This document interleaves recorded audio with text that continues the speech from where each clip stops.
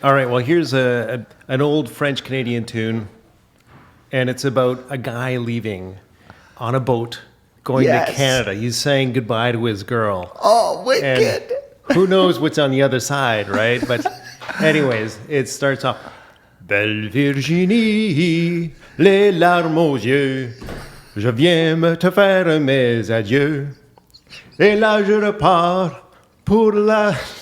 I love it. All right. You know that's our first. There we go. I am so proud of you. That is our first Canadian song. Yes, I love it. Thank you, Greg, that so was much. Amazing. I love that. Thank you. Too generous. You are going to edit that out, I will not. We're going to keep it. We're going to open the show with that one. Carlito. That is now a classic. Carlito, we've got a special guest here today. Tell me more. So to the left of me, I've got a gentleman by the name of Greg. How do you pronounce your last name? I don't want to butcher it. Labbe. Greg Labbe. And we are going to be talking a lot about, you want to talk about building science? You want to talk about building envelope? You Straight BS. Yeah. Oh, you know what? And there is a lot in this business. there is totally. So the mic is over to you now, Greg. And introduce yourself and give us a little bit of a history. Your resume, so to speak, your CV. I used to work in chemistry, doing, big pharma quality control kind of stuff. Did a little bit in the mining sector, and just lo and behold, my heart was not into bench work, and so I left, and I joined a little company that did home energy audits called Green Saver here in Toronto. I worked for them for about a dozen years, managing spray foam crews, retrofit. So I've been in thousands of houses. That's kind of my background. How long ago was that? So I started in 1999. So 20 years. Yeah. I left Green Saver. I opened up my own consulting firm. And man, it was, I think we were just ahead of our time. And that's how we met. Yes. Yeah. We met through... I just wanted to work with people who were pushing the envelope, and you guys were totally into it. So we were trying new ideas, and then I needed to know those new ideas, so then I didn't know them. So then I met you, we got talking, and all of a sudden you started educating me on how to do these ideas, how to do these things. And you started opening my eyes to just how beautiful you can make houses instead of the standard crap that you typically see out there. The artistry, right? The creativity and the artistry of Manny it's unrivaled. And I just think, wow, why are all these rich people like buying schlocky boxes? They don't know better. You know what? They don't know you. That's the problem. I don't know if I want to know I don't want to blow smoke up his ass, but he's one of 10% in this industry for sure. 10%? Listen, Manny, you're not on your own, okay? No, trust me. There's a nice line that hates me. All right, I'm fine with that. But yeah, I was fascinated by our conversations because I was really fascinated about, like, you're right. What's the point of making things look really pretty if they weren't working properly behind the prettiness? And that's always been my shtick. What's happening in the envelope systems behind the brick, behind the drywall. So, and just to finish up your last question, which is now I'm managing the lab at Ryerson, in the building science program. It's a graduate level program, and I manage a building science lab. So I have graduate PhDs and building master's students who are doing research on bricks, on foam versus caulking versus... I'm going to move in. Versus, you got to come. You got to come. You're molding minds. You are molding minds now. I am working with some bright people, and I learn a lot from them. And guess what? There's a wood shop across the hall. Is it really? So amazing. Yeah. What era are the tools from? Oh, man, I'm telling you right now, you would just love... Like, I always bring people to the thickness planer and the joiner. Because they're a helical cutter head with individual teeth. So you hit a nail. Nobody's hitting a nail in this place, by the way. So it's the architecture school. You hit a nail, you take off the one carbide teeth, you turn it 90 degrees, and there's your setup. There's your fix. Not one of this, I've got that DeWalt, what is it, like 16-inch? I have it too. I'm glad that you said DeWalt and not another brand. Okay, sorry. But that brings up a good question because I'm sure he's itching to ask it too. What brand tool are you? We haven't asked that in a while. I know. Hilti? You're not a Hilti boy, are you? I can't afford Hilti. Thank you very much. Thank you very much. I own an SDS Bosch hammer drill. Dum, dum, dum. Having said that, my son, who's an electrician, when he went into the trades, I just went into Milwaukee because they just have the full. It makes sense. Controversial. No, it makes sense. So it does make sense. because at work, okay, so one of the things in the lab, it's a small space, and there are scientists around, and the noise is an issue.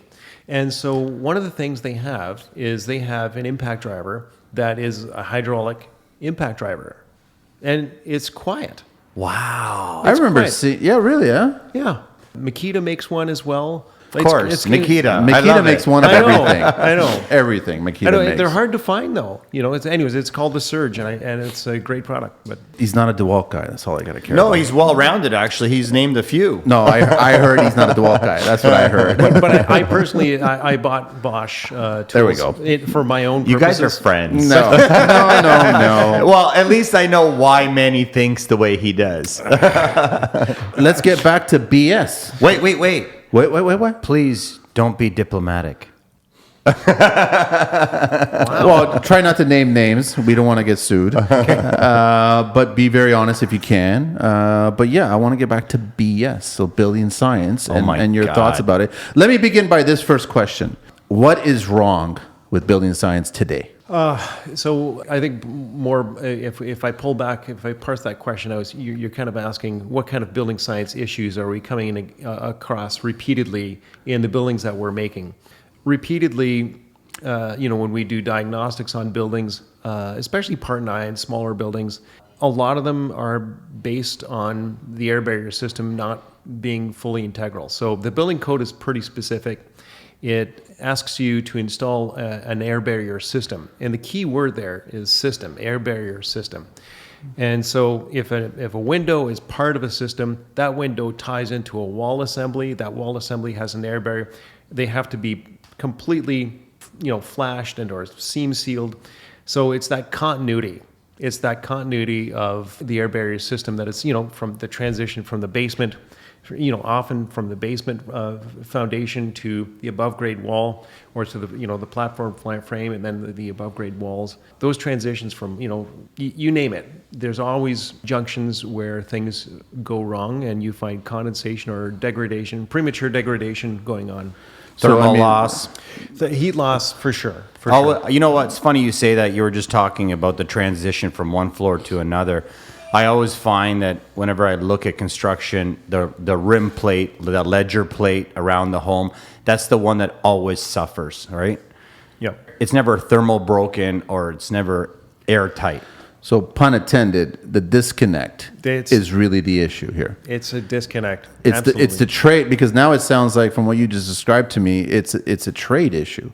So you've got separate trades handling separate details of the home, but they're not working together for the system of the home. Yeah. And now we're building houses that are bigger in volume, and the irony is that the heating plant is smaller in BTU than the hot water heater in most normal sized houses. Maybe not. Actually, no. In some of the very rich people's houses, you've got two hot water tanks. Yeah, it's insane. But the firing rate often on the hot water heater is actually greater than it is on the furnace. So it kind of speaks to the vulnerability of an envelope. If you have a shitty building envelope and you've got a lot of uncontrolled airflow coming in, you're going to feel that cold in that one room. For instance, the room above the garage. We're always building rooms above the garage. It's orphaned. That duct has got to carry from the basement.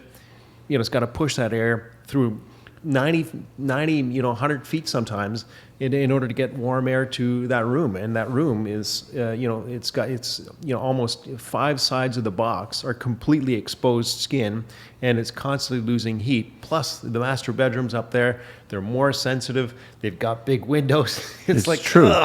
Why don't they zone it separately and, put some baseboard heaters in there as a backup, because it's cheap. You can just use it as a backup. Do they work? So is that No, it's a design issue. It's a design flaw. It's strictly we're talking strictly North American homes. We know North American homes, they're too big for the amount of bodies that are inside of a home.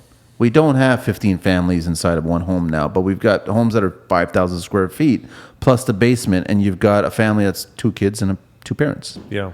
But I mean, Greg's got a good point where you've got a furnace that's pushing air so far away to the furthest point, and that room's suffering because, like you said, it has 5 sides of weather attached to it. And we know that air, as it moves through these ductworks, that they lose that heat, they lose that volume, they lose everything. So by the time it gets there, then you need to zoning. I'm a huge fan of zoning myself, right? Outside of that, how are these wall assemblies working? We're still going back to the disconnect of the different trades of the window, the wall assembly, and I like that you said the system. I like that you said the system. Awareness is one, and I see with my son. My son's apprenticing as an electrician. He's on a job. We feel site. for you. He's on. That's great. I swear I thought he was a plumber because you said Milwaukee. No, electrical trade is a great trade, man. Great trade. I should ask him. Maybe he's being razzed at work. Who knows? No, he's got his nice 4-foot ladder. He's all good. It's funny because I know a lot of guys in the city, Toronto Hydro and so on. A lot of them are like Milwaukee also. It's funny you say that. For sure. I see him. There's nary a Red Seal tradesperson on that job site. It's like there's no journeyman. It's all a bunch of young guys, and I wonder, you guys probably know this better than I, like, what about carpenters? What about plumbers? No, you just said something so important to me. No one's ever said this, but you are right. We have many people that are educated with theory and not practical experience.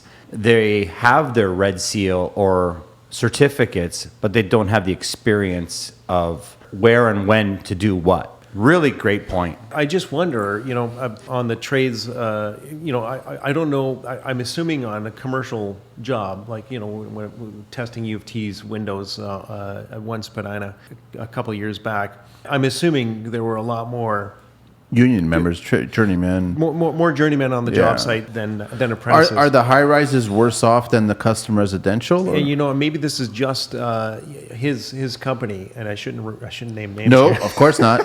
Of course no, not. Please do. Please don't. Please don't. Dishing dirt. No. I'm busy as it is, man. It is a non-union company. Okay, all right, cool. And so I suspect it's of all the trades, it's the only trade that's not union on the job. So that's really rare because normally it's the other way around. That's interesting. We had a union member here, right? So we've had many. Yeah, plenty, right? So I want to figure out. So where is BS? Where is building science in the pecking order of construction? How important is building science? Is it in front of granite countertops? Yeah. I doubt it. Is it in front of wood trim? Yeah, I doubt it. And that's the problem, is that the wood trim and the granite countertops are in front of the client, and the client's paying. And you guys probably know better than me. Clients always come to you and say, "I want an R2000 or a passive house or a net zero energy." They always start with that conversation. And you start with that big picture, and then little by little you winnow it down, and it's like the first thing to go. Next thing you know, we're building a package in SB12, and it's like, now we're not going with extra insulation on the outside or, whatever.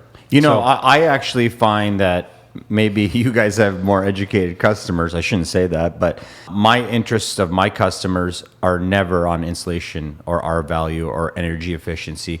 It's always about the big bathroom. It's more about how to lose energy and money in areas like larger bathrooms and things that aren't realistic, that are dream wishes, but not something that will give back or save you. That's why I got a lot of questions for you. I can't wait until Then this starts. ask the questions, right? Okay, can we start with the outside envelope then? Yeah, go ahead. Like shoot. Working our way in. So my first question would be something that always goes back and forth, and now I have someone educated and has a background in the right information, not guessing.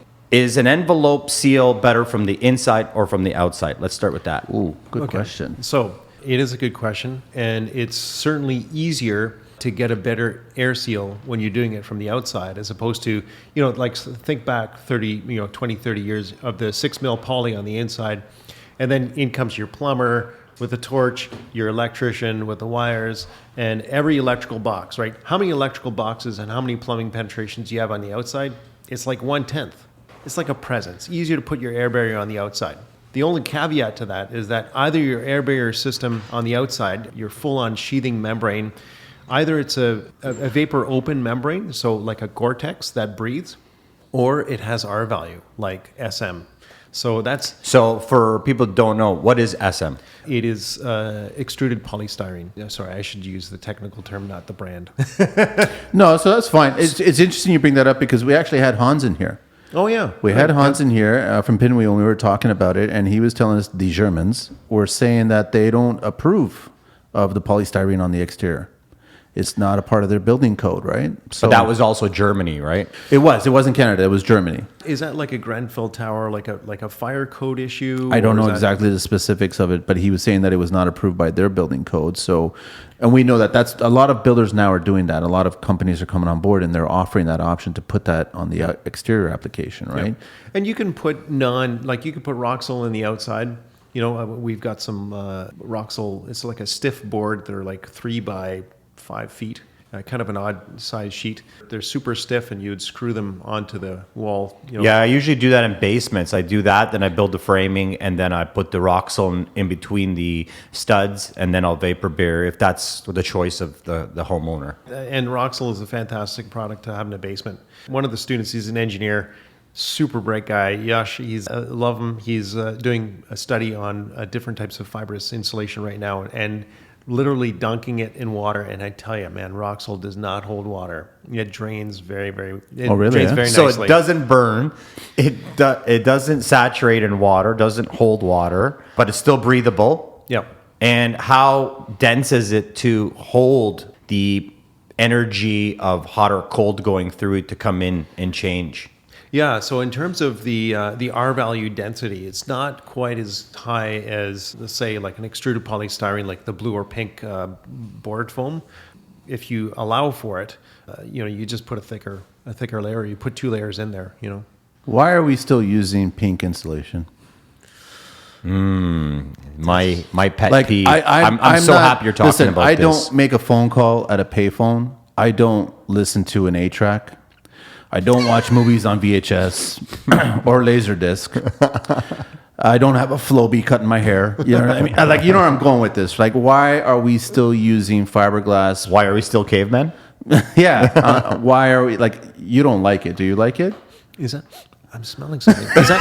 Is that money? I'm smelling money.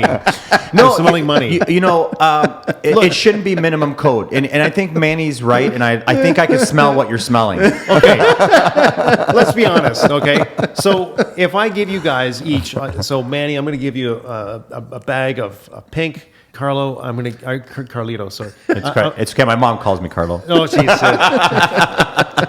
I'm being slapped on the side of the head here. I'm going to give you a bag of Roxol. Okay, so now we're going to go to Manny, and we're going to say, Manny, I want you to open up that one bag and fill this entire wall here. So you open it, you take your knife, you rip it down the bag. What happens? Bang! It pretty much fills up the entire room, right? Yeah, it's like his pockets, money It's flying. like a big girl at a buffet. Yeah, it just goes, man. That's all It it is is. like a Jack in the Box. It's true. Right? And then you go to town, you fill up like pretty much 2/3 of the wall with one bag of pink. Carlito, open up your bag. What do you get? Well, I get a little poof. It's tinier. But it's more robust. That's right. It's rigid. It's thick. It's dense. It's what you do with it. Yeah. And so I like him. I like him a lot already. So now you're going to go to your wall and you're going to do maybe a third of the wall. Manny got 2/3, you got a third with one back. The density is definitely there, right?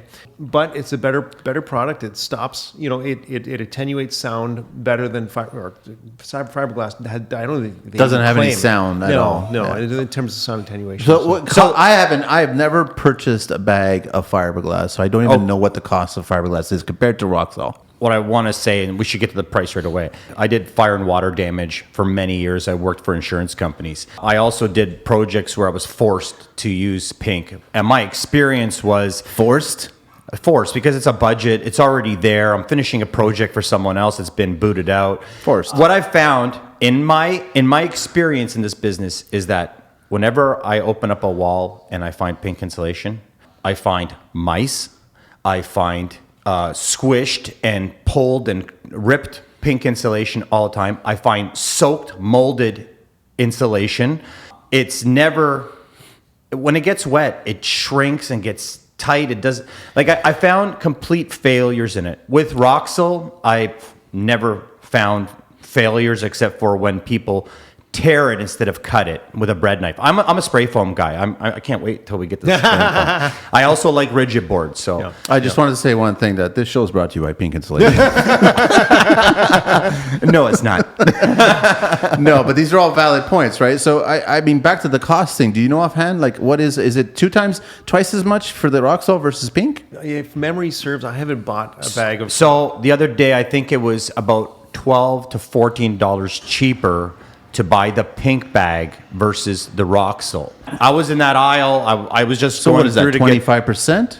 25% cheaper. What are you getting for it? You're getting You're losing 25% cheaper, and it covers 30% more. But it's So not it's money. insulating your home, right? You're It's not. money. So in about 10 years, you're going to see all the drywall nails and you're going to streak lines. We know it's short-sightedness, right? That's basically what's going to happen. And another thing I hate about pink is the fibers are so airborne. It's always, you're so itchy. They're everywhere in the air. When we have a nice LED light, you can just see them flying towards your lungs and crystallizing in there. And I'm just like, put your mask on, guys, I and put your know. goggles on. Not glasses, but goggles. Yes. And they're like, Carlito, put your clothes back on. Well, I am European exhibitionist. All right, let's get back on track. You want to talk about spray foam right now? Well, yeah. Well, we're I want to get back to vapor Do barrier it. because we're kind of in and out because we were talking about the separation. Is it better inside or outside? And we were kind of going that direction. But since we're already talking about pink and Roxol, please, I just love spray foam, and I'm hoping that you're not going to burst my bubble and destroy my thoughts and outlook to spray foam. I'm an eco-friendly 2-pound closed cell spray foam guy. I also always, and I don't care if it's in its 5th or 6th generation of spray foam, I always tell my installers, I never use the same one. I always have problems with spray foam guys. They're in and out. I have different guys all the time. I can't keep a consistent Talk about guy. a banjo, eh? That's a bad song. Ends with an apple in your mouth. Squeal! And a big guy with a leather mask. Oh my gosh. So can we get back on track? Yeah. So I always get the guys to spray in 2 or 3 patterns. So I'll get them to, just like pouring concrete, I get them to spray 1.5 inches to 1 inch on their first pass to build the skin. I know that they say that it's dense enough now that the skin isn't the vapor barrier. I always get them to do that. Then I get them to do a second pass. By the time they finish the whole main floor, they're on their second pass. Now there's a skin behind the next skin. So that way when they shave it off, because they always overfill it, and it's sprayed on the studs, it's sprayed on your wires, it's sprayed on everything. But when you cut that, I always feel you'll still lose that. But even more important about the spray foam that I find that a lot of people don't know is consistently sprayed into a cavity. That chemical may not cure properly. And if it doesn't cure properly and it's not consistent from the outside to the inside or the middle, you have off-gassing. That's my biggest question. Okay, so Lots of questions there. I know there's a lot.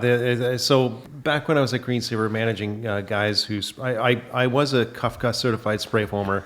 I sprayed it long enough to know that my arm wasn't strong enough. Those guys really need strong arms. It's the hose. It looks It's the it looks gun. easy. It's the gun, it's the hose, and it's like that umbilical cord is really heavy. So first and foremost, spray foam is pushed out through a gun that has tiny little pieces like my watch here. Tiny little pieces in it that if they're not cleaned properly and taken care of, guess what? Things go off ratio. So off ratio, you want to have, so you've got a cylinder that moves side to side that pumps 1-to-1 of resin to isocyanurate. So it just pumps back and forth, and you add a lot of heat and a lot of pressure. That's why that umbilical cord, they've got the big generator. Most of it is to make heat because there's a heated tracer cable going through that long run. Temperature is key. So substrate temperature is important. Your substrate shouldn't be wet. It shouldn't be too dirty. So like if you're spraying a header and there's a bunch of concrete crap and, foam cans and Wow, that's whatever. an excellent point. Right, just vacuuming all of the Air sill plates. blowing. Most guys will just spray right over. No, it. you're right. Vacuum No one your talks sill about plates, that. Vacuum your sill plates, clean everything out, get ready for the spray foamer, So getting back to it, so it's super important that your spray foam doesn't go off ratio. And if it doesn't go off ratio and you've got the right heat, it should cure. So you're talking about With minimum off-gassing. basically the off-gassing that you're getting, it's an occupational hazard. It's not an occupant hazard. Okay. So certainly when they're spraying, you should get the hell out unless you've got a scuba, fresh air, right? Right. Because you develop a sensitivity to the isocyanurate. Just like a spray booth in an auto mechanic, it's the same chemicals, isocyanurate. Oh, wow. Okay. And so that you cannot filter it out with carbon. You can't, it's not a particulate. And you actually need Air. Fresh air. clean air from outside. Oh my God. How many times have I been in there without Yes. an air mask? So the problem is, one of the guys on the job site developed a sensitivity to the point he was a great sprayer, a fantastic sprayer, did a nice job, conscientious, nice clean work. He developed a sensitivity to it, and well, what do? We had to take him off that job and give him administrative work. He couldn't even go into the back of the shop where the barrels of foam were because he would react. Yeah. No, my friend has that towards mold. He worked in fire and water. Yeah. When he did mold remediation, he was so exposed to mold that his body would automatically trigger him to do two things: have to go to the bathroom, and two, he could smell it from the outside of the house. He was so sensitive to it that he'd have to wear a mask in a home with even small amounts of mold. So back to spray foam. Do you like it or not like it? I think it's a great product in a basement. For a hot roof, it's a Great product. A great product. Where I have A hot roof meaning a flat roof. No. meaning a flat or a cathedral roof where you're bonding the foam to the sheathing, outside, yeah. The underside of the to roof the deck. inside face of the sheathing, and that becomes an air barrier assembly. Now, With no separation. yes. Now, there's a couple of caveats in there that we have to be careful. So I've been to a couple of places. So spray foam, so lumber, sometimes, you guys have been there. You're framing up a house, you stick a nail in and whack. Sometimes the lumber is so wet that it spits back at you. Yeah. That lumber is probably, it'll shrink in its girth and it'll pull away from the foam. And when that pulls away from the foam, It cracks. it cracks. So my issue with spray foam in a stud cavity, if you're relying on that as your air barrier system and everything, first of all, your sheathing, your drywall or your OSB, it should be taped, because that's the most continuous layer, right? You're saying exterior-wise, it should be taped. Absolutely. Like you can use like a zip system, or if not, So that's why all the new systems kind of coming out now. Everyone's offering a tape system, like a zip system. Yeah, Right? and you could use plywood with an appropriate type of tape for it as well. Plywood's very durable. So what does that do? Prevent air from going in and moisture? In and out. Yes. Okay. It just is because air, ultimately, the crazy thing about air, when you have uncontrolled air movement moving through your envelope, what does it carry with it? Disease and pestilence. No, it carries with it I felt like I was in the Bible. water. Pestilence and fury. it carries water. That brings up a really good point, because I think a lot of builders are they ignorant to the fact, No. or are they just oblivious to the fact that you need to build a house for both sides of the wall, right? Okay. So I know that most of the time we build for our winters. We don't pay attention to our summers. Yeah. So you're Is that a fact? Because I don't. You build for what? I build for all purposes. I'm looking at the best value. Okay, so across your the wall board. assembly, you've got a 6 mil poly. I don't like using 6 melt poly. So what are you using? My first go-to is spray foam. My second go-to is rigid board. I put a PL 300 between it, and then I red tape it. And then my next one is Roxol. I don't use pink anymore unless I'm forced to do a repair. I'm going to get back to the spray foam. When you're infilling spray foam between studs, essentially you've got cake in a pan. You've got a loaf that you can take out of each stud, in theory, right? If you grease that. So the problem with it is you've got all these units. You might as well be taking extruded, board foam, cutting it to a perfect rectangle and putting it in there. It comes with the risk that at the edges, the wood will pull away from it. It will pull away because of the 1-to-1 ratio if the sprayer... That's a rare situation. Okay. And your sprayer, they usually know right off the bat. Temperature and moisture. Temperature, moisture. If it's not cured and if it's drooping, you know right off the bat. So they would pull away if the job site or the lumber, those are the factors that are contributing to the potential of it being pulled away from the studs? You know how you're talking about the fiberglass. You're dragging fiberglass's name through the mud, saying you've opened... See, we have a large history and there's so many, your sample size of houses with fiberglass in them are huge because the 1960s, 70s, and 80s, that was all fiberglass. There was no Roxol there yet, right? But they didn't know any better. But what I'm saying is that you and I, we who have gone back to fix stuff, the only thing we see is shitty fiberglass. Failure. We see failure. So to give fiberglass, a slight sort of, a fig leaf to cover their parts is minimum code. But what I'm saying is that, like Roxol, like spray foam as well. I just want to avoid the potential for spray foam to eventually develop fissures. And it will? They do? Or they that's can? A scary word. Here's the thing.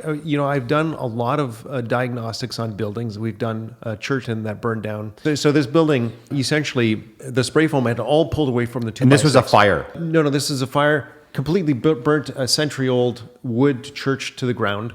They rebuilt it. The new church, they thought, okay, we're going to put in a heating system, a super tiny heating system, and we're going to put spray foam in there. And so they spray foamed the back of the plywood sheathing. Again, that spray foam was all cut up by the framing layer, right? They put the drywall on top. In come the church people. In come the December cold, long, dark nights at Christmas. They're freezing because the mechanical system said, make this church airtight. We're going to design the mechanical systems for an airtight building with very little heat exchange. Heat loss. I see where you're going with this. They fine-tuned the motor. Right? It's like this. The race car needed a light body. We're going to make a really tiny motor that's going to make it super high performance. When you match that, and all of a sudden, when your envelope doesn't perform, when it fails so badly, that heating system cannot keep up. It's like a little sewing machine. Wow. But we've talked about this, and we found that some of the best building projects in residential have come from commercial. And I believe that you're kind of headed to the doors were opening at the church, and all this cold air was coming in. No. So when we put a negative pressure on that building with a blower door, every panel of drywall, when you have panels of drywall that are just coming up like that they could be part of the air barrier system if they were all taped, but they weren't taped. Wherever the foam happened to pull away from the 2x6, we were just pulling air. It was just finding its way through all the corners. Anywhere where there was lumber that was sistered on the seam, you're just pulling in a top plate, bottom plate, you're just pulling in a lot of air. So basically that building was losing so much energy by uncontrolled air leakage that people were terribly uncomfortable. What was the reason? So like I said, they didn't have an air barrier system. Well, they didn't have an anchoring. Like in a basement, you have a one inch thermal break, which is the inside wall is separated from the exterior, and then you're anchoring the spray foam as a sheet behind it, right? If I get you right, you're saying that your stud wall is spaced away from the masonry. From the exterior, yes. And you're spray foaming behind it. So you're getting a monolithic, that's like one continuous pour. Yeah, that's right. It's like this podcast. It's one continuous unedited piece. I love it. Beautiful. Beautiful. No, it's not. Yes, it is. I cannot tell a lie.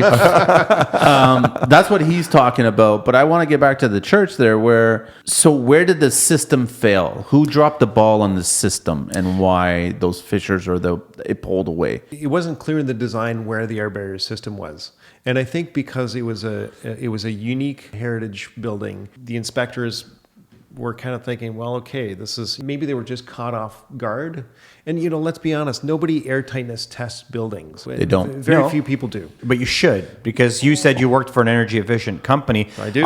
So what I used to do is, I used to practice this 15 years ago, maybe a little longer. I would call a company up. It would cost about $250. They would come in and they would assess the home and tell me where the leakage is, where the energy efficiency's gone. And from there, we would calculate what we would do and how we'd renovate that home. That kind of stopped. The government stopped paying out to do these energy tests. In a rental, you're talking what? $1,000 today to do this test? It depends on how much time a guy will spend on the site looking for leaks. But typically, if you want to build an airtight product, what I say is, get the team together in the design phase so that we identify what are all the drawing details that need to be beefed up. When you say the team, you mean the mechanical team? I mean the designer who is drawing flashing details Got it. I guess in residential, I don't know how many, you probably don't see a lot of that kind of detailing. Commercial, all that stuff is spec'd out. So just definitely starting off in the design phase. I like to meet up with people. Whenever you had a project, we always met up beforehand, started off on the right foot, looking at all the details. What are they going to be the potential issues? Having a history I've tested thousands of homes. We've tested very large buildings. We tested a very large building in Hamilton, a 20-story building. Certainly, we've tested churches. We've tested U of T, School of Architecture. Yeah, it's all kinds of large buildings. Big testing is coming with the City of Toronto's Green Standard. Okay, so it's coming. Residential, I'm not sure. What's happening with that. Commercial, you have to. I really want to go back to this church. Yeah. Because there's a lot of problems there that I'd love to talk about. Yep. It's a great example. You brought up a great, amazing example. Like you said, the basement is a separate identity from the main floor or the second or the third floor because the exterior is connected to the framing. I want to get to steel and wood with spray foam because spray foam is I really want to get this ironed out. What I do know is spray foam has a memory. Why didn't that memory come into play? One of the biggest things that my customers say to me is, I can't control my temperature in my house now that we have a spray foam. And I say, every single day, 1 degree until you find the perfect level. And it's only 1 degree a day. Don't do 10, don't do 12, don't keep cranking it back and forth because that spray foam has a memory that holds either the hot or the cold, and it will slowly dissipate throughout the day. Over 4 to 6 hours, it will release that energy that goes into it. That's why I like spray foam, because like Roxol or pink insulation, it's just bad insulation. It's there to slow down the exchange from exterior to interior, where spray foam has a memory, and what you're trying to create on the inside, you're giving the spray foam a memory, and that memory retains and then slowly dissipates. Am I right? Think about it. Your cast iron pan, your concrete floor, that has a lot of thermal mass. So I think what you're getting at is spray foam has a certain amount of thermal mass that gives back a little bit of heat. But the truth be told, you take a cubic foot of spray foam, how much does it weigh? Oh, it wouldn't weigh much at all. 2 pounds. 2 right? pound. Yeah. Right. Oh my God. I just failed my own test. Damn. You got me. Damn it. I'm not going to stop beating myself on that one. Sorry. I'm going to get an email. Can you take that out? No, that was an unfair No, question. no, that was great. That was totally great. Because I didn't specify the kind of foam. We could have been talking True. about Half pound. Yeah, I hate it. Don't ever buy it. So just for the record, because I know that Carlito's been going on a whole foam pour kind of, he loves tangent. it. And I used to be that way, but I'm not sold on complete foam. We did the cellulose job. It was a combination of foam and cellulose, right? Yeah. Was it perfect? It was close to perfect. It could have got better, but that's where I'm headed now, is a combination. And I like that Greg keeps on saying the system is the key here. So I don't think it's just about bat. I don't think it's just about foam. I think you have to figure out the wall assembly and what's best. Well, it's about the right system. But it starts for with the right job. It starts with the design of the house. Yes. So we have to figure out the design of the house. Yeah, because people are designing homes these days that are pretty funky. You know what I mean? And they're almost creating more problems than solving them. Well, there's a saying I always tell the customers. I say, there's give everywhere, and we control that give. And if we don't control it, then we won't be able to later on. So going back to your church, do you think if you would have had radiant heat, it would have behaved differently? We did a barn one time. It was a steel barn, and we sprayed it in the summer, came out excellent. In the winter, it cracked and started separating. So What cracked? The spray foam. So on the next project, we did an eco-friendly cork. We sprayed it over the metal. That 1/8 of eco cork did not conduct. Then we sprayed spray foam onto it because then it anchored onto the cork, and we never had the problem again. So it sounds like your cork was a separation a anchor. buffer. Yeah. Yeah. It allowed a little bit of movement on whatever the backing was in the original. Like, what was it? Was it steel? Eco cork. Oh yeah, it was steel. Yes, right. Okay, yeah. So steel moves like crazy. So foam applied to steel will probably delaminate because steel moves in all directions. Wood only moves in girth, but man, steel moves. Steel moves a lot? Steel moves a lot, yeah. Unless it's quarter sawn. Quarters on steel, that's good stuff. That's good stuff. Where do you get that from? talking about the wood. Where do you get that from? Where do you get that? Now you mentioned something about not being able to find. I always and Manny, you talked about the trades on cellulose is one of those insulations that there's not a lot of good installers out there.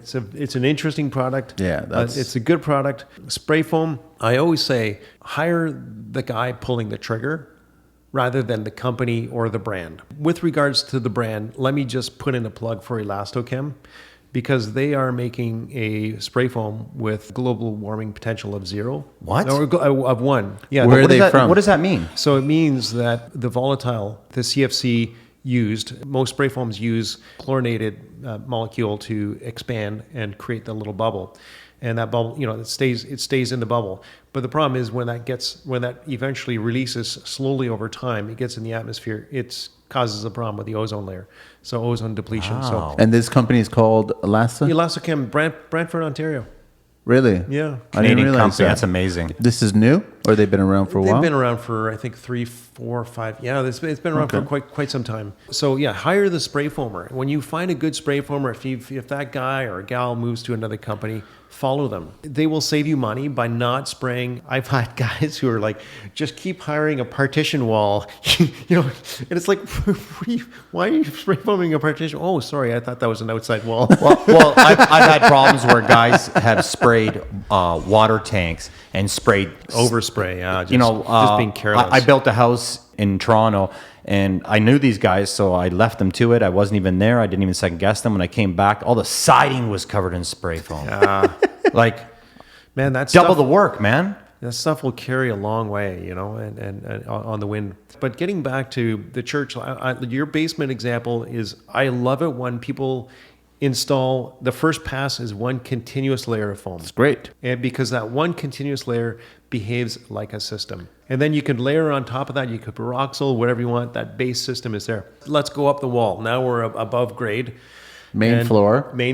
So now, 2x6. So 2x6, we've got sheathing. So why not just use the sheathing as the air barrier? You can tape it. That becomes your air barrier. You can spray foam on the inside and to have a continuous layer on the outside, whatever board foam you want to use. Not pink. Not pink.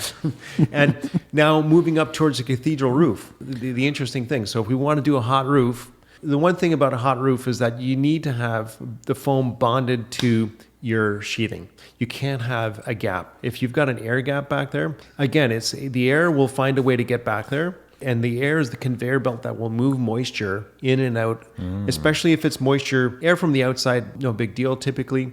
But usually what happens is moisture-laden air from the inside eventually gets into those cracks where in theory it would have been ventilated. And eventually, like a conveyor belt, it just deposits all its moisture, and then what happens. What we did on the hot roof was we actually did, 6 or 7 inches worth of foam. So we were actually going right on the sheathing, past the engineered trusses of 2x4, another 2-3 inches, and encasing everything at once. I love it. That's beautiful. Yeah. And the other thing you could do is put cross purlins. And what is that? A cross purlin is like 90 degrees to the rafters. Strapping. Like a strapping. Yeah, 1 by 1. Yeah. Horizontal every 16 inches. And, you spray foam in that. And that essentially gets you only points. Like there's a point here every 16 inches on a 16-inch grid. There's a point there, and It's a perfect guide to tell you exactly what you need there. there's less chances of that foam opening up, and you can get almost a monolithic coat of foam. Would it be fair to say that if I knew my exterior was going to be, my interior was going to be spray foamed and my exterior was going to be plywood, before I put the plywood on, could I put a 1/2 inch of rigid, then put the plywood over top, then connect it to the exterior studding? You could, but then as long as your engineer was aware of that, right? Because now your sheathing, your nails are going to have to be longer for your sheathing. Your sheathing is structural, right? So if I understand you correctly, you're saying Yes. the back of the stud, Sandwich. foam sandwich. Yeah. I think that's brilliant. I mean, it'd be Thanks. great. Don't rub it in. I think he got it from Hans because Hans was talking about a 14-inch wall where Right. it was a sheathing wall, then a 2x6 wall, and it was a gap, and then he had a conduit. And you remember all that whole assembly thing there? I do remember that, but really this is coming from you because you're making points that I'm not used to talking about. Like, I won't even entertain 1/2 pound insulation. Can I get it straight then? A 2 pound, is it environmentally friendly for the homeowner to live in I think that with off-gassing? properly installed, the carpet that you're going to put in that home probably is will worse. off-gas, and the couch will off-gas. I talk about this all the time. Yeah, all the furnishings Everything that you bring, off-gases. like the IKEA stuff, everything. But to pinpoint the spray foam, is it high toxic or is it low or is it neutral to everything else that you have in the home or less? So after the urea formaldehyde scare, you guys are, we're kind of the Yeah. same No, same yeah, snack yeah. bracket in terms of Yeah. age. That whole thing really scarred Canadians because the Canadian government said, go, they went with hysteria. And some people argue maybe we went a little too far, taking it, scraping it all out, or, the choice was to scrape it all out or to install a ventilation system like an HRV to dilute the pollution, right? To answer your question, spray foam, the polyurethane foam that we're using right now, when installed properly, it is bad for the people installing it. Within 30 seconds, it's like that asymptote, right? That chemical off-gassing. Within the first 15 minutes, it's off-gassed 90% of what it's going to ever off-gas, right? Beautiful to hear. Of the life of and its- so that asymptote, when it gets down to over here, it's not perceptible anymore to the nose. Now, some people are more sensitive. Just think of that chemical off-gassing curve, that classic asymptote where you're just getting an attenuation. That first 15, 20 minutes, you're really getting a lot of it. And then after that, it's fine. There's other things in your home that are dangerous. Yeah. I want to chat a little bit about, I want to go back to the system, the marriage of windows and door openings and skylights and everything like that. And then what should we be doing? Because I know that, I remember my dad, when he was a bricklayer, he had the 12-inch roll of black poly.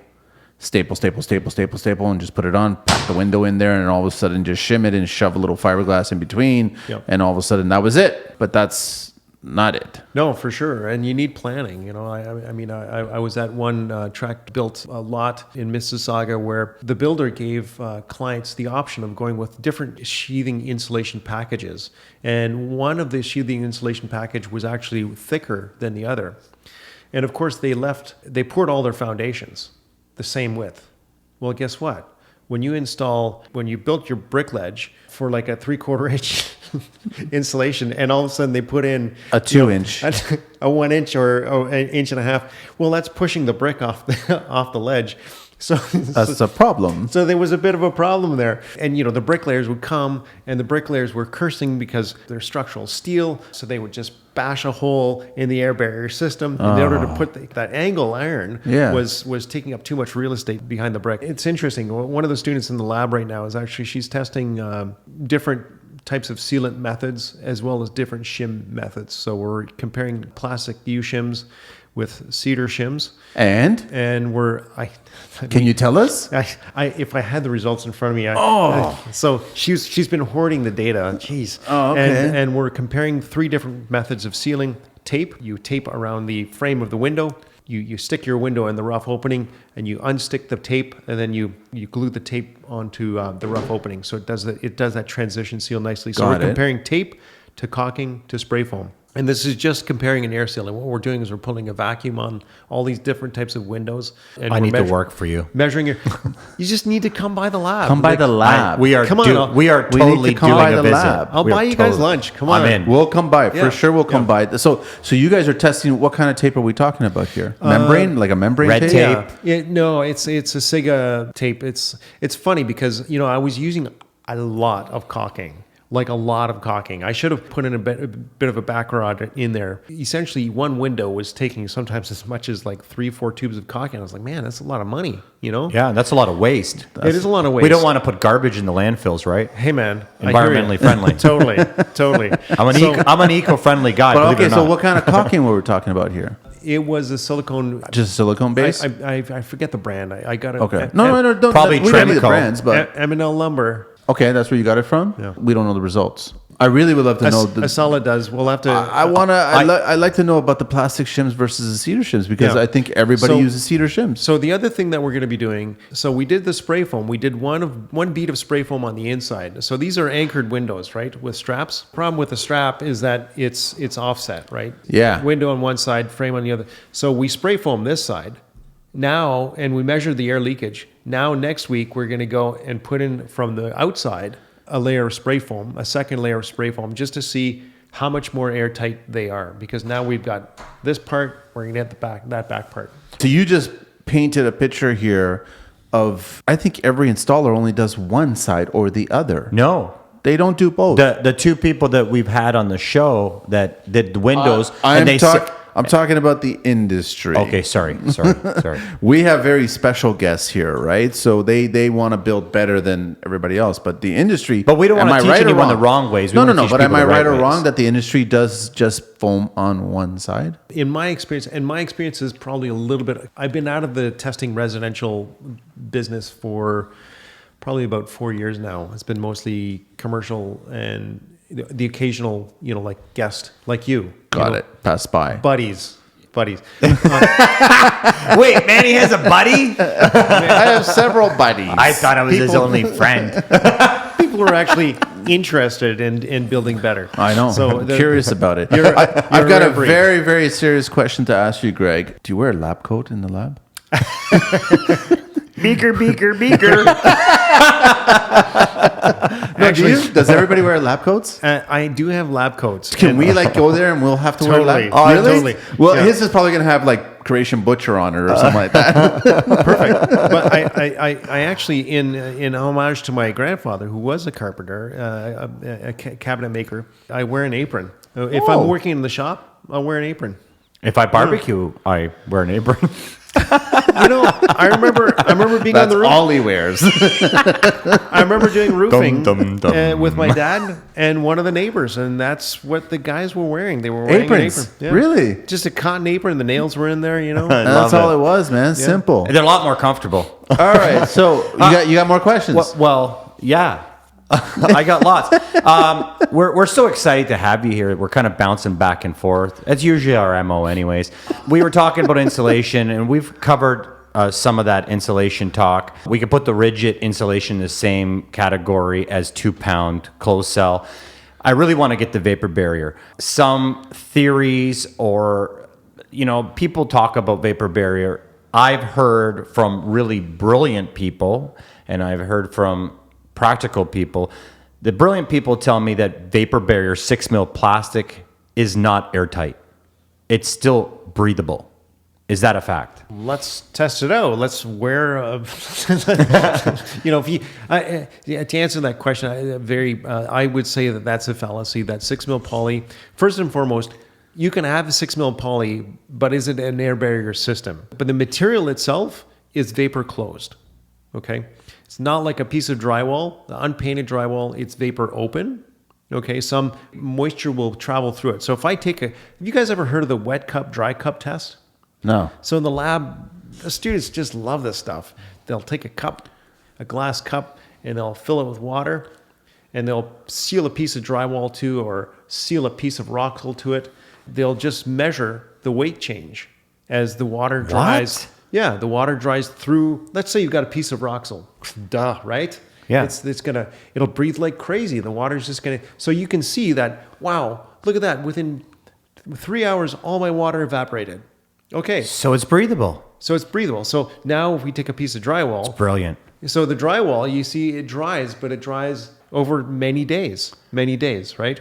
And then you take a piece of poly, And and there's It a stays reason. consistent. There's a reason you put your sandwich in a bag. Come on, guys. Okay, so it is airtight. It's airtight. That's just the material. If I put a 6 mil poly on the wall and it's not a system, it's not going to be airtight. So now there's breathable, which is vapor open, and then there's water. And it's my mistake for having conflated the two in this discussion. So I have to be you cleared careful it. there. You cleared it. No. It makes sense. I also wanted to mention a lot of people think that when you use vapor barrier, there's a couple things, and you guys can correct me if I'm wrong. You should only overlap your plastic more than just 4 inches. You should also double red tape your vapor barrier, not single, because red tape is half 3 mil. And if you want to get a pure seal, you need to put 2 coats of red over top of vapor barrier to vapor barrier. And another thing is I want to talk about acoustic sealant and how important it is for a 5-star. It's like Man, efficiency. I know, eh? There's just question after question after question. It's kind of like one question like- extended. So Like- here's the thing. I was at the doctor's office the other day. My knee's kind of bugging me. Thankfully, the X-ray All of our showed knees are everything's, bugging us. Everything's good. Mine too. You guys got to stretch. That's what I learned, okay? And I was looking at the contraception, efficacy of various contraception methods. Okay. So essentially what you're talking about with the vapor barrier, doubling up the vapor barrier, I'm thinking... Red man, tape, yeah. And okay, let's use the condom as an example. Do you think... I love that we're using. Do you think... I love using condoms. I know this is. You're the perfect guest. if we double up... Are you Croatian? If you double up on the condoms, I can't or even triple put up. one on. I'm a rental cowboy. I'm only going to use one. Okay. I'm a rental cowboy. What I'm trying to get It's at. a great analogy, honestly, man. It's true. And then you red tape it. Then you're airtight. Okay, the point is that We're getting it. Yeah. So now the red tape doubling it up is not a doing waste of time. anything. Okay. I totally think I would say the building code says lap it. I think a minimum 4 inch. Yeah. The most important part is that you clamp it. So like say you've got your poly comes behind a bathtub and the bathtub is open. There's no drywall, pinching it and clamping it against. So that physical clamp, what you can do is take lats of wood and just clamp it against your bottom plate. So especially if that's going to be part of your air barrier system. In most of the houses today, you would be hard-pressed to say that the poly is part of the air barrier system. The poly is probably just part of the vapor control layer. So vapor control versus air control. So if you're taping up your 6 mil poly and you're relying on that being your air barrier, then yeah, it better be all taped up and it better be clamped where it's unsupported by drywall and framing material. Compare that to the Tyvek on the outside. And this is the thing that I hate Tyvek. Tyvek, Typar, whatever. You know, like you could peel... Henry Blue Skin VP. It's beautiful stuff. Before It you is really veer off, just for some of our younger listeners and more less experienced listeners, vapor barrier, air barrier, layman's terms, how to describe it, the function between the two of them, so they get a better understanding of what we talk about when we talk about vapor and air barriers. First, we have to separate the discussion into materials. So when we just look at a piece of material like a 6 mil poly, it can be both an air barrier and it can be a vapor barrier. Okay, now let's put the 6 mil poly over here. Let's grab a piece of Tyvek. So now we're looking at a piece of Tyvek.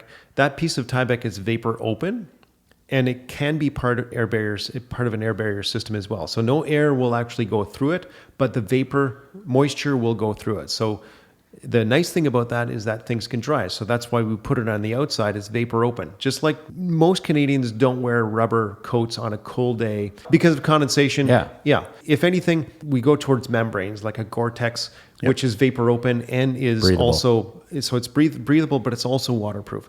So now both those flexible sheet goods will behave as an air barrier if it's used in an air barrier system, right? And that's the big distinction. Got it. Is that they both have different properties in terms of vapor transmission. So you have to be careful with the 6 mil poly. If you put that on the outside, in Florida, they put this 6 mil poly. If they were using, they use it on the outside because the condensation would typically happen because they're primarily an air conditioning climate. Yes.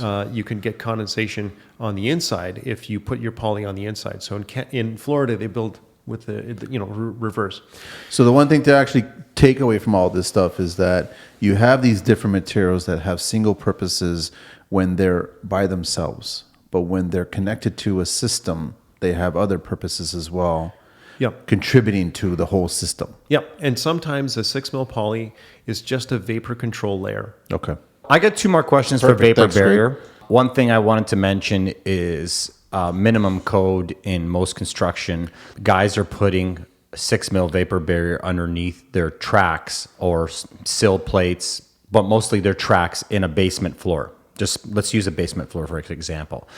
Now, one of the things I do before I lay tile on a floor is... Sorry, they're tracks? So, like, if you take wood studs or metal studs, and so what I use is a styrofoam corrugated your sill plates. Yeah, so I use a corrugated sill gasket. Got it. And it allows air and moisture to travel through. It gives it a separation. Got it. 6 mil, it basically just sits on the top and it gets sandwiched. A lot of times before I lay tile, I'll cut out a 24 by 24 piece of plastic. I'll red tape it to the ground. I'll come back the next day and I'll see how much moisture's caught up underneath. What people don't understand is guys that are building for large companies and they're using 6 mil is they're actually promoting mold under their framing with 6 mil. That was one of the things I wanted to cover. I wanted to really kind of say to a lot of people out there, whenever I see wood framing, I see 6 mil plastic, I hate it because that is a source of mold for me. There's stagnant water. It's sitting underneath there. Your thoughts, Greg? So first and foremost, when we're building a new house, again, that asymptotic curve, that first 2 years, the moisture load in the house is insane. Things dry out over the course of a year. So usually by the second winter, things have stabilized and we're kind of more or less where the house is going to sort of ride for the rest of its life. So, but yeah, that first couple months, man, that concrete that was just poured, it's curing and it's drying. It's drying and curing. There's a lot of moisture on there. Lots of heat. Yeah. And if they, and I don't know if you talked about a 6 mil poly underneath the concrete. If you put a 6 mil poly under your concrete, now that the bleed water, man, it can scare you. And a lot of moisture that's not being lost or dried to the ground. So you're right. So for a tiler, I love that you're using an ASTM standard for seeing how much moisture is. Well, I have just to, by taping or a my poly. tiles will fail, Sure. and then I'm going to have a callback, and I'm not the callback guy. I'm the guy that fixes the callbacks. Yeah. Rounding this out, so Doug Terry started introducing, he's a builder in St. Thomas, a pretty code junkie as well. He started using a smart membrane. A Certainteed makes it. I think it's called a smart membrane. It's called membrane with BRAN. Really? Yes. I love Certainteen for that kind of stuff, Yeah. actually. Brain, though. So Doug builds his basements. He uses this membrane specifically in the basement as opposed to a 6 mil poly, specifically because he would get tons of callbacks from clients who would say, man, I've got a ton of moisture on the backside of my 6 mil poly. I'm really worried. And he's right. It looks bad. He knew that it would eventually dry out, but he got tired of those calls. And so he just said, let's put in a vapor open membrane. And now this membrane, it allows just a little bit of moisture to come through, just enough to get rid of those problematic issues. I've used it. It's just people have bad habits. It's a great product. They run to the thing that they're comfortable with or know from everybody else, right? Yeah. Another thing that you mentioned earlier on, and it hasn't left my mind, it's such an important thing. Like The condom? So well, I don't wear them. They don't. You know how many sheep they have to kill for mine? So you said something really important, and I don't have this problem because, and I hate saying because or but, when that ridge plate, if you don't spray foam it, you're losing energy efficiency, air. So when you're using vapor barrier, how can you, for the listeners out there, how can you connect those two without using spray foam can't. to have There's it airtight? It's a great question, man. Yeah. What you can do, so when you put first of all, when you're putting your mud sill down, you've got bolts hanging out of or protruding out of the concrete. what you could do is put in, you talked about the acoustical sealant. You could use a sealant, like they make a lot of good sill gaskets, caulking, but Siga makes some great products that, will really squish down and it sticks like crazy to concrete. What you would typically do is on top of your wall, you would take a section of some kind of a flexible sheet good. You could Tyvek, Typar, something like that. I'm using these names, but Why do you like Tyvek so much? No, He's just describing it to that. I know. I'm sorry. I don't like promoting it. So I get it. He knows that this Personal show, opinion. So Personal this show is brought to you by Pink Insulation. Okay, That's what I said. I'm smelling money, man. burning. So yeah. You can put some kind of a sealant on there. Put in a flexible sheet good. Put your mud sill down. Build your floor frame on top of it, and then what you can do then is take that flap and just bring it right over. Wrap it's a header wrap, right? Wrap it over top of the floor. Now you can join either your. So it's like a top sill. Whenever we finish our framing before we put the rafters on, we sandwich a piece of 6 mil in there. We're spray foaming or not, we'll put it in there so that we have that air break. Yeah, and ideally it would be something that is vapor open because it kind of goes outside, right? And but now if we're on the inside though, and that's okay. It's still an air barrier. It'll be fine. It's still an air barrier. So because we're looking for that continuity, it goes outside, comes back in, and give yourself lots of flap. And tell the guys just to be neat about this stuff. Pull it taut, no fish mouths, no tears. Yeah. I was on a commercial construction site. Steel guys were there, and the welders just welding, and it's like a shower of molten metal all over the membrane. The air barrier looked like a welder's bench. He's not a membrane guy. No. He's a metal guy, man. No, but something we talked about at the beginning of some of our podcasts is that you have to respect the next trade. Of course. And if you want to be good at what you do, you should educate yourself the trade before you and after you. And that will make you a great tradesman. No, I love that. It speaks to, you guys have heard of this German passive house concept where they're making super insulated houses that require very little heat to heat them. They're super airtight. You know where that technology came from? Where? It came from the 70s, the oil embargo, and it came from Saskatchewan. What? Hans told us this, where he was saying there was the Germans stole the Canadian technology. It was in the West. It was in the bush? In the bush. Not the 70s song, in the bush, in the bush. No, but that's where it was. Yeah, yes. And you're right. Yeah. It came from there, right? Yeah. And then but then, did we ever build properly? What I wanted to say is simply this. Back in 1972... I was 1 year old. I know. I'm older than you. I was 3 years old. You and I are the same age, man. So basically, these guys back in 1972, they had what a lot of times is missing, and that is somebody who cares and somebody who pays attention, to details. Because with acoustical sealant and 6 mil poly, you can make a super airtight house. It just means maniacally looking at all your details. You and I, it's 100%. We're gonna really get along. No, we're gonna do a podcast at the lab. We're gonna get there and we'll get there. Oh my God, that'd be sick. Do it. No, we'll do it. I really, I enjoy all the podcasts, but I'm really enjoying this. This is answering a lot of my questions. I don't even know why I trust you. So one of the things I always talk about, I like stucco.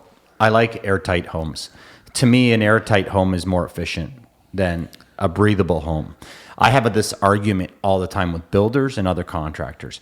Your preference, airtight or breathable? So when we say breathable, I think of uncontrolled air leakage, and I think of liability for dust migration from outside to inside, from noise coming in from inside to outside. Like I live on a pretty quiet street, but I put a triple pane window on my main floor versus my second floor, which has double pane.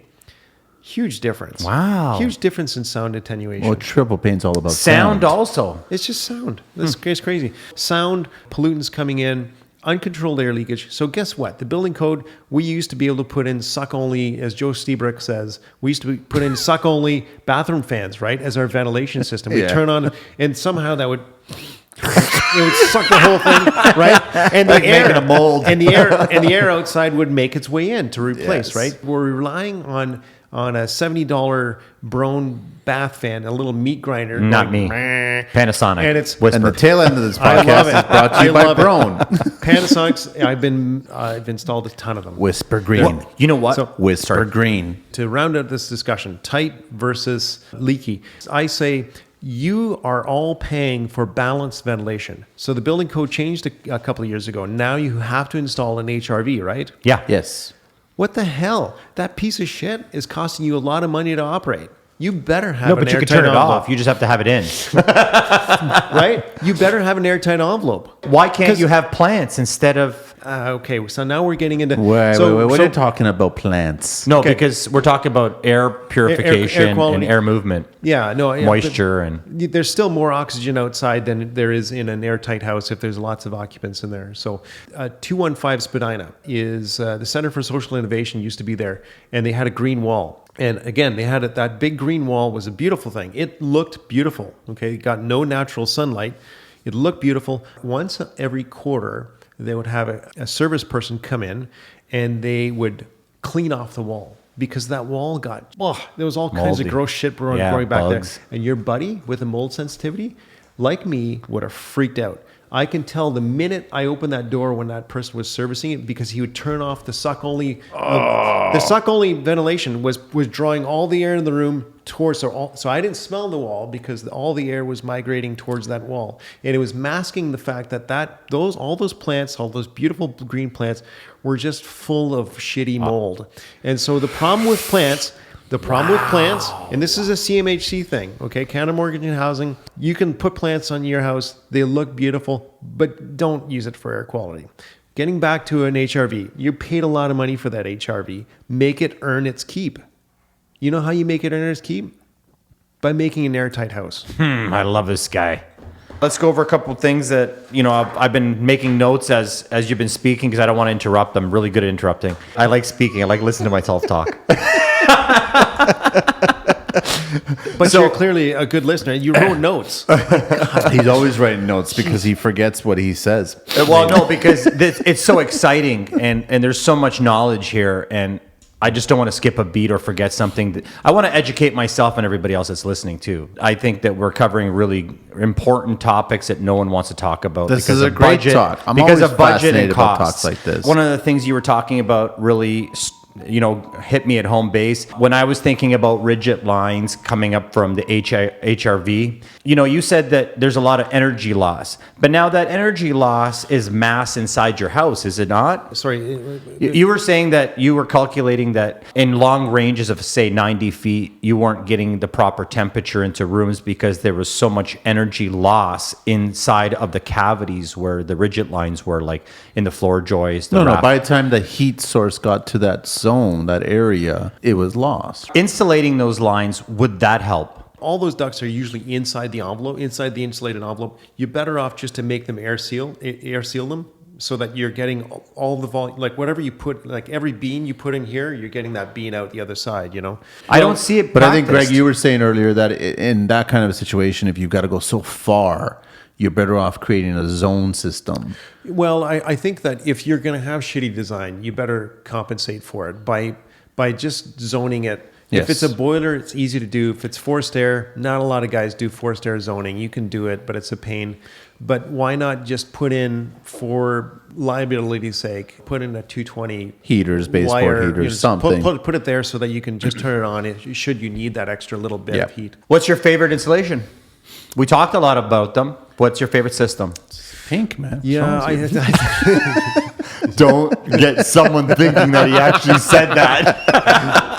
Well, I have to say, so it's terrible, but because Roxel just gives the university all the insulation we could possibly. So I will say that I'm slightly biased. Roxel is a great product. I love it. Cellulose is a great product. So if we want to talk about environmentally benign, cellulose is fantastic because it's made out of the nothing but the New York Times. It's For like now. the Globe and Mail. There's no smutty stuff, no Playboys in there. It's all clean. Really? Yeah, no. Just I joking. find that hard to believe. They will never get my collection, I'll So- tell you that much. The problem with cellulose is that they're running out of stock, and the price of cellulose is actually going up. Really? Oh my Because- God. Where's it going? You got to read more newspapers. I don't newspaper? watch. Dude. I don't watch TV. I don't follow the news, and I don't believe the newspapers. I'm one of those guys disconnected from what they call reality, and I'm in a real world.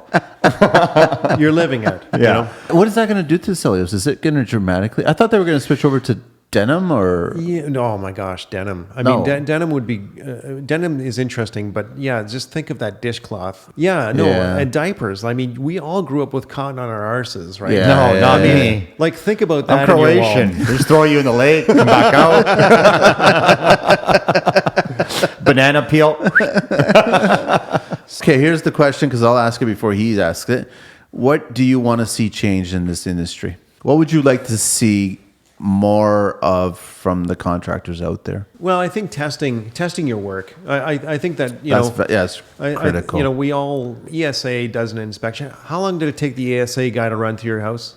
He was there for maybe 20 minutes. Right. They look at the ground wire. They go back to the, Go to the panel, open that's it it. up.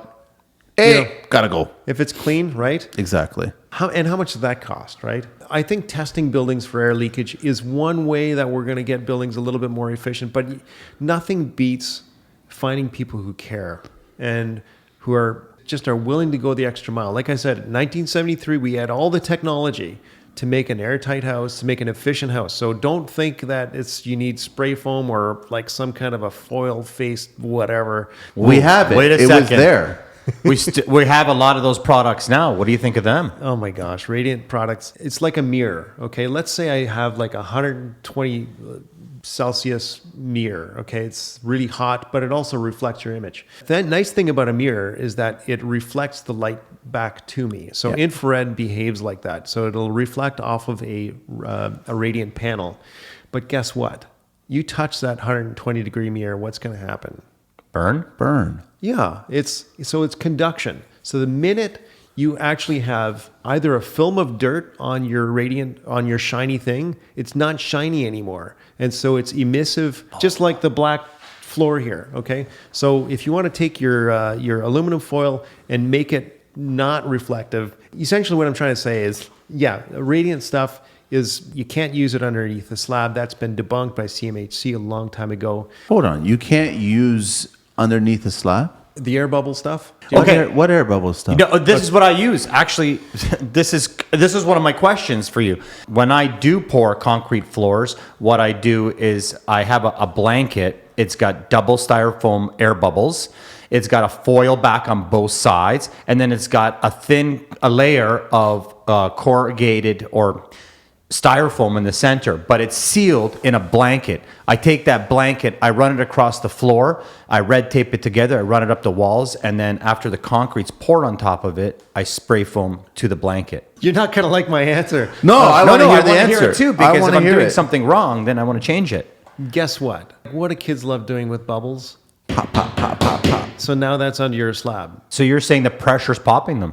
Well, at some point, those bubbles are going to break. It will happen. Just a matter of time. So now your slab's, it's going to travel it's just going to collapse, right? Is that a theory or is that actual? This is what Canada Mortgage and Housing did a whole analysis on, because for a while, 10 years ago, radiant barriers underneath slabs were all the rage. Again, it's like putting tinfoil is great when you leave the shiny surface when you don't touch it. But if that tinfoil is 100 degrees Celsius and you touch it, tinfoil is not heavy, so you're not going to burn yourself. But let's say that tinfoil was like a big chunk of aluminum and it was 100 degrees Celsius, you would burn your finger, okay? Interesting. But huh? if it's shiny things, they don't give off heat.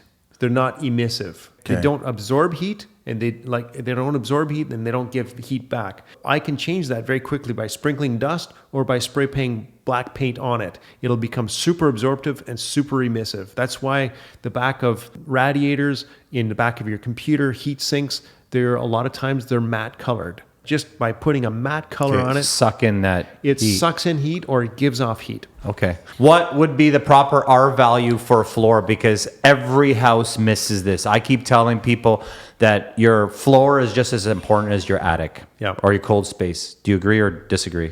I think that the floor is important because you touch it. and you feel it. And I would say that it starts at R10. You know, put R10 underneath your slab, but more importantly, your slab should be more or less a floating slab. And don't forget to thermally break your slab from the sides, because otherwise concrete I always should not do. be I tell touching. people this all the time. Yeah. I tell them to, at least use tin test along the edges for flexing. Stucco, where does it stand with you? I just worry about the drainage layer behind it. Okay, so now they got the puck system. Before they had the polar shield, and a lot of guys didn't do this. I would trowel my trowels down. Yeah. That way the water would leak out of the bottom. Guys Yeah. don't care. Another thing I want to talk about, cellulose and fiberglass. A lot of times I go into attics and people are mixing. I think it's really important that you can't mix two insulations. It has to be the same one. So for homeowners or contractors that don't know this, if you go into an attic, it has to be the same product. No, I Well, they would behave say, different, right? Yes, and you put cellulose on top of fiberglass and it'll squish it down. But And you then it know, loses its R value. But that fiberglass is going to get squished down eventually, anyways. That's why I don't use pink. Yes. It sounds like I hate pink. It's not that I don't hate pink. What was the fix to the church? We never finished that story. They need an air barrier system, Okay. and they should have taped up the seams. sheathings, or That's it. Radiant heat wouldn't have saved that or anything. Radiant- or radiant- a radiant heat revolving door, would that have helped? Possibly, but I don't like. Basically, the doors and windows were good. It was a systemic issue throughout the building. Every panel was leaking. So Including the roof? throughout, Throughout, yeah. eh? And had they major structural connections, it was a timber frame. The corners, all the load bearing bits were even worse. So, but very quickly, the radiant in floor would have probably made them warm, because tactile wise, their feet would have been touching something warm. And they would have been close Heating to would the have been better. walls. And it wouldn't have been convective, where you're forcing a bunch of air into the room and it Yes. escapes. So I think they would have been a little bit more comfortable, but it would have been icing or lipstick on a pig. This has been a very, very good show. This has been amazing. We are going to go visit Greg and his at the lab. We have to have we you have back. to go. Honestly, I haven't even got 10% of my questions to you. Bring him in as your student or something. Can we have him on again, please? Of course. Let's Why are you hear the asking me? 90%. Ask him. Yeah. No, you guys have to come by the lab. I It'll would be Come fun. by the lab. He's at Ryerson. It's not that far. Okay, one serious question. A lot of youngsters out there, we're always trying to give them new direction, educate them, give them a chance to save some money for retirement and so on. What kind of people are you looking for? What kind of education, what kind of attitude working in your labs? There's a lot of engineers, and it's a multidisciplinary program. It's a master's level and PhD level program. So we get all kinds of different people, degrees in business, or, they need to have proficiency in math. And so A lot of math, but yeah, by and large, there's a lot of engineers and architects that are taking the courses. Sounds good. Thank you, Greg. Thank you very much, Thank man. It's you good to both. see You you guys again, have man. been- I haven't seen you in a while, but Yeah. we've spoken And in a bit. I just want to make a statement. Everyone that's listening, you actually really test these products. You're not just giving a theory. I think that all the listeners need to know that you're handling these products and you've seen the failure or the pros and the cons. He's seen to the product. results. That's right. The results of it, right? Yeah. This was great for me. I can't wait to go to the lab. No, thanks for having Thank me. you. You guys are great to have I'm sorry we didn't have beer. Like, I'm looking at the beer over No, there. I feel bad. I'm sure there's plenty in there. But you know what? Not only we talked about condoms today, he also broke the virginity of the first Canadian song. No, the first. No. Actually, no. We had a Spanish song before. There we go. First French No, but this song. was first Canadian song. I don't know. I got to look back into the library and find out. I don't know. I'm not sure, man. Okay. I'm not sure. We got to get out of here, All right. Carlito. He does this little beatbox out of here. Greg, thanks very much, man. Really appreciate it. Thank you so much for being here, making time for us. I know Carlito thoroughly enjoyed it, and I loved enjoyed it so much. We always learn. Every time I speak to you, I always learn. So I hope everybody got something out of this show. And we definitely will do a follow-up. And Carlito, get us out of here. Spray foam 416. Yeah, eco-friendly TL, baby. Nicely done.